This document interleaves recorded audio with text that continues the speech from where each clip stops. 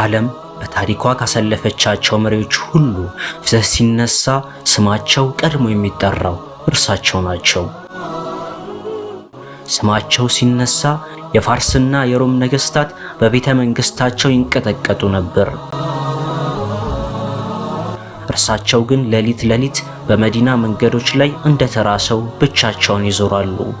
ይህ ሰው ታላቁ ኸሊፋ ዑመር ኢብኑል ኸጣብ ናቸው።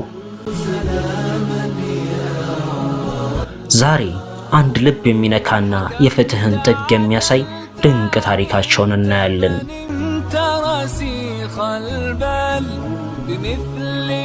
አንድ ምሽት ነው። መዲና በዝምታ ተውጣለች።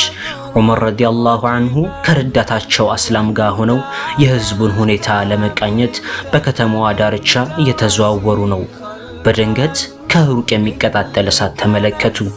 ዑመርም አስላም፣ እዚያ ጋር እሳት ይታየኛል፣ ምናልባት መንገድ አጋጥሟቸው የቆሙ መንገደኞች ሊሆኑ ይችላሉ፣ እንሂድና እንያቸው አሉ። ወደ እሳቱ ሲቀርቡ ግን ያዩት ነገር ልብ የሚሰብር ነበር። አንዲት እናት እሳት እያነደደች ድስት ጥዳለች። ከጎኗ ደግሞ 3 ትናንሽ ልጆች በመራራ ለቅሶ ቤቱን አቅልጠውታል።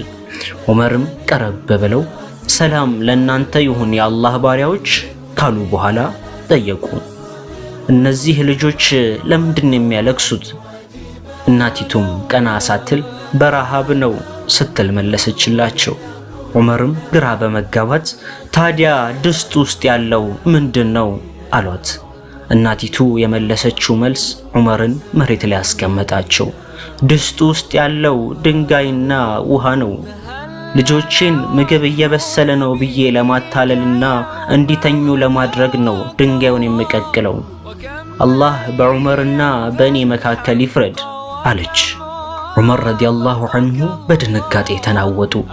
ዑመር አንቺ እዚህ ችግር ላይ መሆንሽን ምን ያውቃል አሏት። እርሷም የእኛ መሪ ሆኖ እኛ የምንበላው አተን ስንራብ እንዴት አያውቅም ስትል መለሰች። ዑመር ከአሁን በኋላ እዚያ መቆም አልቻሉም። በፍጥነት ወደ መዲና ግምጃ ቤት ሮጡ። የዱቄት ከረጢትና የቄቤ ዕቃ ነሱ። ረዳታቸውን አስላም እኔ ልሸከምሎ ቢላቸውም ዑመር ግን በቂያም ቀን ወንጀሌን ትሸከምልኛለህ?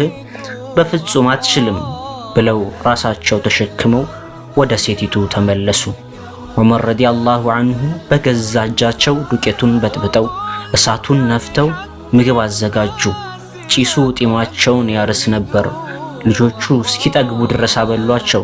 ሲጠግቡና ሲጫወቱ ሲያዩ ዑመር ፈገግ አሉ። ሴቲቱም አላህ ይካስህ፣ ለዚህ ስልጣን የሚገባህ አንተ ነበርክ አለች። እርሷ ግን ኸሊፋው መሆናቸውን አላወቀችም ነበር።